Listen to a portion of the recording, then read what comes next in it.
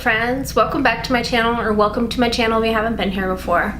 I'm Erin, and for today we are going to be reading another Reddit No Sleep story. Now, this one is not a series, it's just one story, so we don't have to worry about breaking it up into parts. But the name of the story I'm going to be reading to you today is I Answered a Spam Call. Hello? Is this Mr. Henderson? There was no real reason for me to pick up the phone. The spam app on my cell called out the mystery number right away. But hell, I thought. Forget. There was no one else left in life for me to talk to. Even a debt collector sounded good at the moment. My wife was murdered in 2015. There really isn't an easy way to say it other than getting it out of the way early. It was a random robbery gone wrong. One rainy night, some sick, tweaking dude snuck into our house and shot her. The suspect was caught 2 days later and sentenced to life in prison. He still sits there today. I have worked in web development ever since. The job is remote, and the field caters to my hermit-like behavior out here in the woods of northern New Jersey. The lack of drug testing is really just an added benefit. I was perfectly free to mess up the remainder of my own life. I don't have any friends anymore. Not really. Sometimes.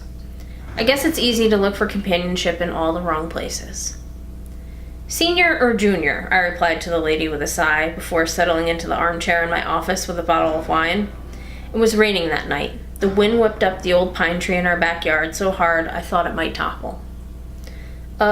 Senior, said the pretty calm voice on the other line. She sounded familiar, but I blamed that notion on the half-empty bottle of wine. Apologies, ma'am, but Senior died 6 years ago. I said, a little annoyed at the lack of record-keeping at this place. She paused.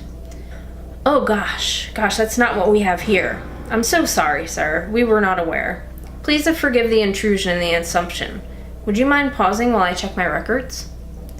A filing cabinet clicked steadily in the background as static crinkled. My guess was that the woman held the receiver to her shoulder. I chuckled a bit at the lack of audio quality. No. That's okay, no problem at all. No worries. Why don't you start by telling me your name? I asked, cursing myself for the hint of shameless flirting at the end. She giggled. Something about that laugh was very familiar. My name is Emily and I work with this credit card company, she said in a rehearsed tone. Unfortunately, we cannot divulge which firm over the phone if you're not on the account, which, you just admitted yourself, of course. Okay. I'm guessing that you are Mr. Henderson's son, she mumbled, while audibly thumbing through papers.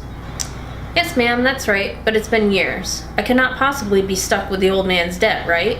I asked hopefully. Well, let's check, shall we? There was a panicked shuffling and opening of books in the background. I am so sorry, sir, she replied with a regretful tone. The rules are in one of those 3-ring binders, and they're very difficult to find. Please hold for a moment. That's okay. Did not know anybody still kept records that way. Do I get an email confirmation of this charge as well? I asked. Excuse me? Email, like electronic mail? A confirmation of the charge, I asked again, allowing my confusion to turn to frustration. What was this lady's problem?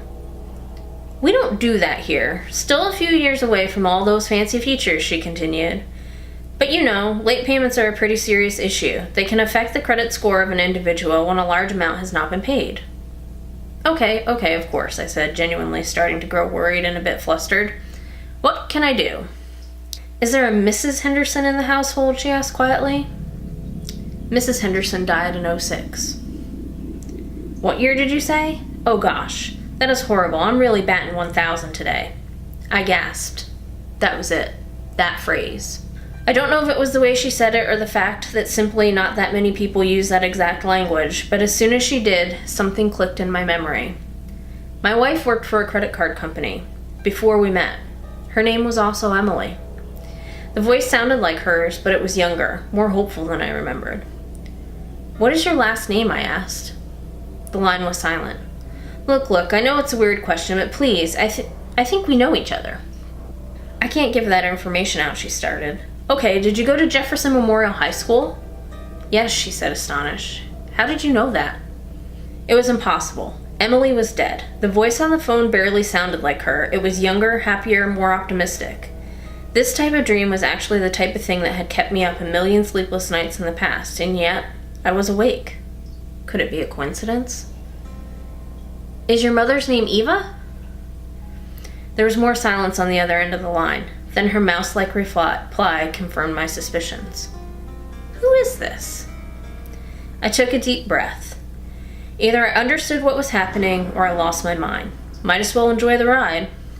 The next question is going to sound strange. What is today's date? I'm sorry, sir. What? One moment. She paused and shuffled around some more papers. Today's date is July 9th, 1999. It was impossible. Could it be the storm, the anniversary of her death? Emily, listen to me. Okay, sir, this conversation is getting a little strange. Let's keep it to the payment plan.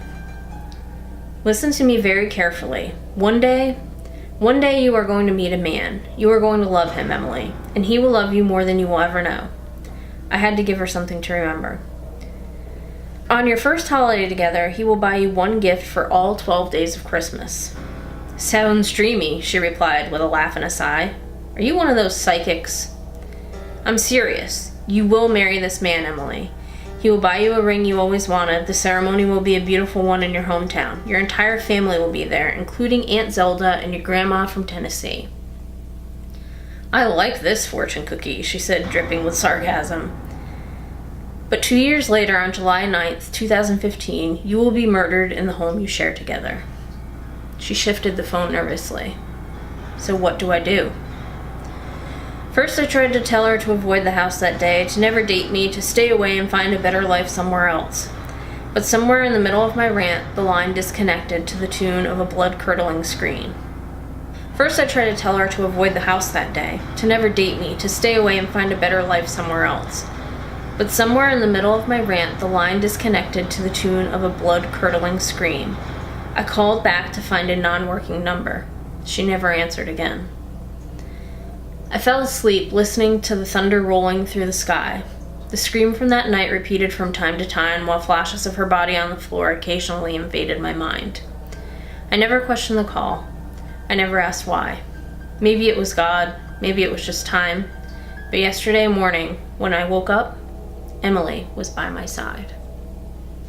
So that was definitely a different one. It was definitely creepy if you asked me.